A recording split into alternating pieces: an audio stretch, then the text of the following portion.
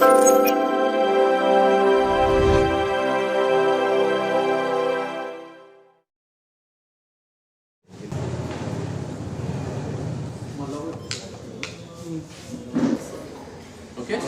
Commission Kadapa mayor ఎన్నికను ప్రకటించింది. Telugu Desam party ఎప్పుడు కూడా ఉన్నత ప్రజాస్వామ్య విలువలు కాపాడే దానికి ఎప్పుడు కూడా ప్రయత్నం చేస్తాం. ఉన్నత ప్రజాస్వామ్య విలువలు కాపాడే పార్టీ ఏకైక పార్టీ ఏదైనా ఈ రాష్ట్రంలో ఉందంటే అది తెలుగుదేశం పార్టీనే. ఈరోజు ఈ ఎన్నికల కమిషన్ ఈరోజు కడప కార్పొరేషన్ మేయర్ ఎన్నికల్లో తెలుగుదేశం పార్టీ సభ్యులు అదేవిధంగా ఎక్స్ అఫిషియో మెంబరు అయిన ఎమ్మెల్యే గారు ఈ సమావేశాన్ని హాజరు కావడం లేదు. ఉన్నత ప్రజాస్వామ్య విలువలు కాపాడేదానికే తెలుగుదేశం పార్టీ ఎన్నికల్లో పోటీ చేయడం లేదనే విషయాన్ని ఇదివరకే పార్టీ పరంగా మేము స్పష్టం చేసిన విషయం మళ్ళీ ఒకసారి తెలియజేస్తూ ఉంటాం. మనం గడిచిన 1.5 సంవత్సర కాలంలో చూసాం.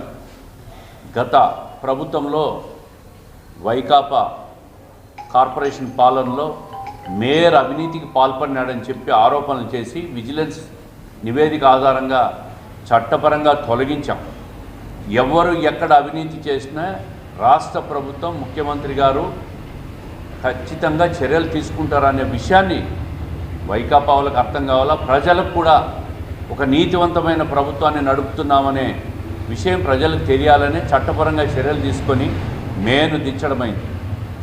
ఆ క్రమంలో అవినీతి చేసినా కూడా తనను తాను కాపాడుకునేదానికి, పదవిని కాపాడుకునేదానికి అనేక పర్యాయాలు హైకోర్టుకు పోవడం, న్యాయపరమైన స్టేలు తీసుకొచ్చుకోవడం ఇవన్నీ కూడా జరిగినా కూడా చివరకు న్యాయస్థానం అవినీతి చేశాడని నిరూపణ చేసి తొలగించడం జరిగింది.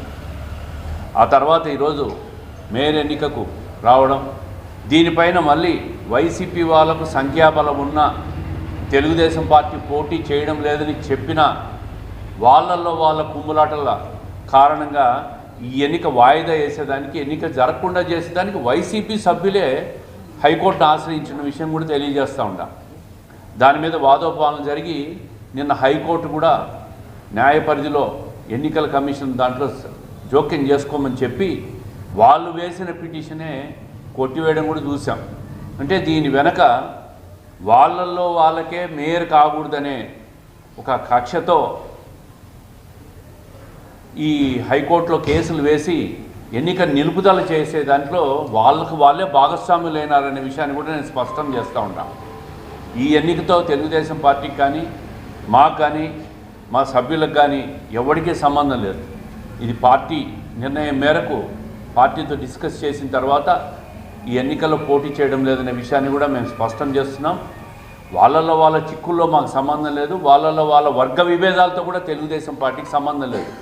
తెలుగుదేశం పార్టీ కానీ, ఇక్కడ మా కార్పొరేటర్లు కానీ, ఎమ్మెల్యే కానీ ఈ నగర అభివృద్ధి కోసం పనిచేస్తాం.